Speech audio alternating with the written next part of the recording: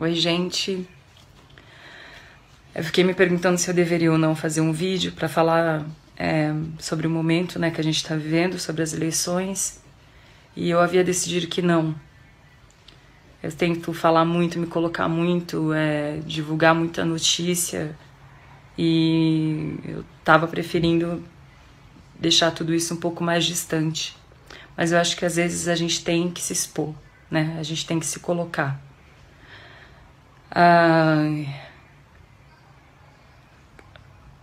Hoje um amigo foi violentamente espancado por um homem que se auto-intitulava apoiador do Jair Bolsonaro.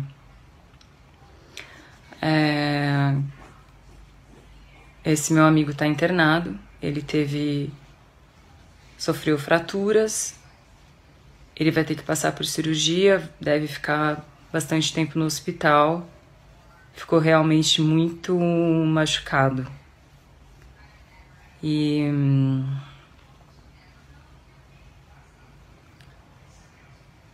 a gente tem visto, né, que essa onda de violência tá realmente assustadora, mas aí quando chega tão perto de você, né, que a coisa se torna pessoal mesmo, é um baque, né? E o que eu fiquei pensando, por que as pessoas votam nesse cara com esse discurso? Porque quando ele diz que ele não é nada responsável pelo discurso daqueles que se dizem seus apoiadores, ele tá lavando as mãos, porque o discurso de ódio que ele sempre apresentou é muito potente. Ele sempre foi muito enfático, ele sempre disse coisas muito violentas.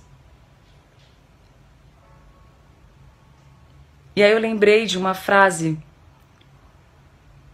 que o vice-presidente do general Costa e Silva, acho que era Pedro Aleixo o nome dele, teria dito para ele no dia anterior ao AI-5. O AI-5, para quem não se lembra, foi o ato institucional número 5, que acabou com os direitos da população brasileira, né? Acabou com os direitos civis, fechou o Congresso Nacional e escancarou a ditadura que viria. Esse vice-presidente, Pedro Aleixo, ele era civil, e ele, preocupado, teria falado para o general assim: general, o que me preocupa não é o senhor. O que me preocupa é o guarda em cada esquina. O que ele quis dizer com isso? Eu acho que ele quis dizer que um governante não precisa dar uma ordem para que um assassinato aconteça. Um governante não precisa propor uma lei. O Bolsonaro não precisa falar claramente para os seguidores dele: agridam os homossexuais, menosprezem as mulheres, sejam preconceituosos com os negros. Ele não precisa mandar ninguém fazer isso, como ele mesmo falou que não mandou. Agora, se uma pessoa que quer ser nosso governante diz esse tipo de coisa, ela está permitindo que essas ações aconteçam. Ela está validando esse tipo de ação. Ela está falando: eu concordo com você. Então é muito grave ele lavar as mãos e não se responsabilizar. Sim, o Brasil é o país que mais mata LGBTs no mundo, mas a gente está vendo essa onda de violência nesses últimos dias. E de pessoas que dizem claramente que estão fazendo aquilo porque apoiam a postura deste candidato. Isso não é fake news, gente. Muita coisa não é fake news. Basta pesquisar.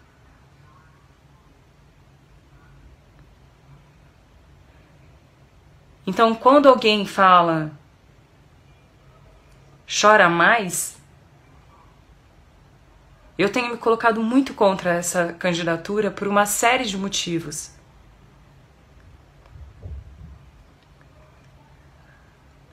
Mas essa barbárie que a gente tá correndo risco que aconteça, aconteceu muito perto de mim agora. E aí é um outro pavor.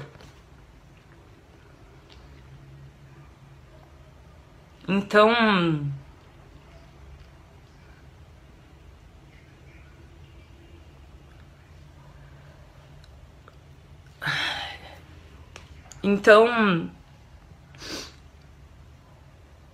não é possível que as pessoas não vejam o risco que a gente está correndo. E se todo esse discurso de ódio desse candidato não te comove, se você acha que é exagero, se você prefere não pesquisar e realmente acredita que são fake news,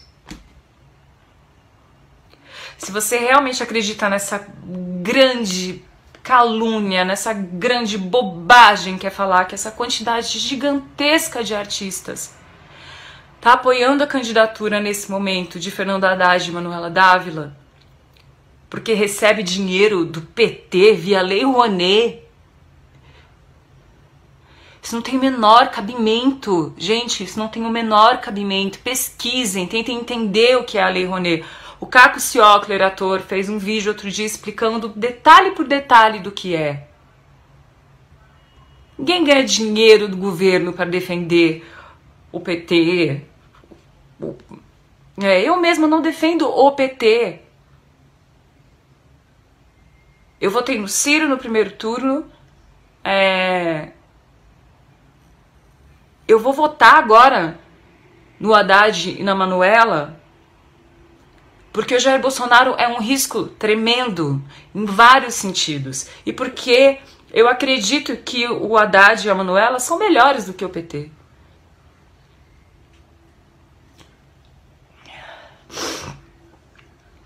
Mas enfim, se tudo isso, se todo o discurso de ódio que ele prega não te comove, se você continua achando que todas essas pessoas estão se expondo como eu estou me expondo aqui, porque recebem uma mesada do governo, isso é tão sem cabimento que...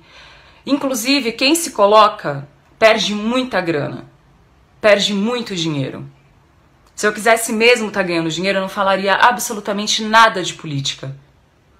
Porque falar de política tem o seu preço. Enfim, se você não se comove com tudo isso que eu disse,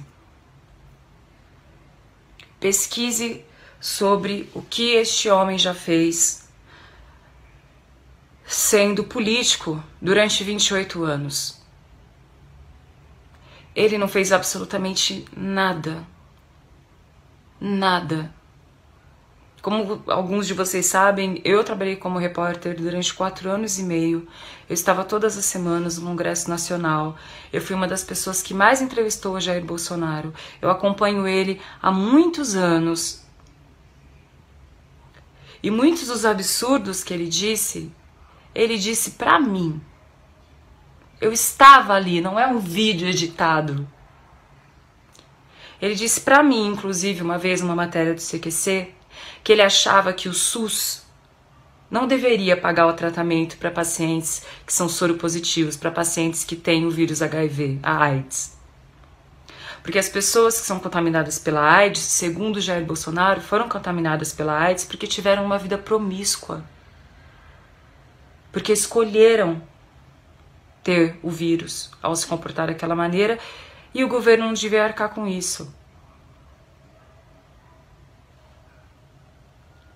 Ninguém me disse. Eu entrevistei, eu estava lá. Além de várias outras declarações. É só procurar. Todo mundo que diz que os vídeos são editados, é claro que são editados, você não vai colocar um vídeo de 20 minutos na internet. Procura na íntegra, tem todos os vídeos na íntegra no Google. Então não é por falta de informação. Informe-se. Se você está na dúvida, informe-se. É muito grave a possível presidência deste homem, com a equipe, inclusive, que ele quer colocar lá. Com esse discurso de honestidade que também não é verdadeiro. Não se esqueçam que o Jair Bolsonaro foi durante muitos e muitos anos do PP, que é o Partido Progressista, partido de Paulo Maluf, o partido mais citado em todas as delações da Lava Jato. Que o partido dele recebeu dinheiro da JBS, que o patrimônio do filho dele mais do que quadruplicou num tempo curtíssimo. O patrimônio da família como um todo. Então, assim, não sejamos ingênuos. É um risco muito grande. O seu ódio ao PT não é justificativa para você colocar a nossa democracia em risco. E a democracia é o governo que vem do povo e é feito para o povo. O Bolsonaro não é democrático. Ele já disse que aos adversários dele, ele deseja cadeia ou exílio. Isso não é democracia. Então fica aqui o meu pedido, repense o seu voto. Repense o seu voto. Pesquise. É por todos nós. E eu ainda tenho muita fé de que o povo brasileiro não vai sucumbir a esse discurso de ódio, que é verdadeiro, que não é fake news. Que eu já ouvi várias vezes na minha cara. Que o povo não vai sucumbir ao preconceito, que a gente não quer um governante tão incompetente. São 28 anos de vida pública sem apresentar absolutamente nada. Ele não domina conteúdo nenhum, ele não vai aos debates porque ele não sabe o que debater. Não dá pra gente eleger alguém porque você odeia outro partido, sabendo que esse cara não sabe fazer absolutamente nada. Ele, inclusive, deu uma declaração agora de que as pessoas que vão formar a base ali principal do ministério dele são do DEM. O DEM, o partido, os democratas. Pesquise sobre o DEM, saiba quem faz parte do DEM.